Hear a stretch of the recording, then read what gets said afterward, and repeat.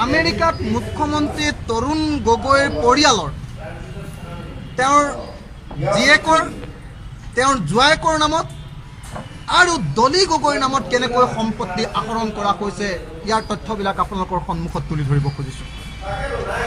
আপোনালোকে দেখিবলৈ পাব ইয়াত চন্দ্ৰিমা গগৈ এড্ৰেছ ইয়াত দিয়া আছে। আমি প্ৰেছ ৰিলিজত এই আটাইবিলাক কথা ধুনীয়াকৈ লিখি দিছোঁ। আপোনালোকে দেখিবলৈ পাব যে চন্দ্ৰিমা গগৈ সম্পত্তিৰ ঠিকনা 701 Berry avenue, Los Angeles, CA 94024 press ৰিলিজত আছে। গড় হিচাপত গৃহমূল্য ঘৰটোৰ দাম $9,96,000 আৰু ভাৰতীয় মূল্য হ'ব 4,98,00,000 টকা। চন্দ্ৰিমা গগৈ তেওঁ জীয়েকৰ নামত এটা ঘৰ আমি দেখিবলৈ পাইছোঁ, 4,98,00,000 প্ৰায় 5 কোটি টকাৰ এটা ঘৰ।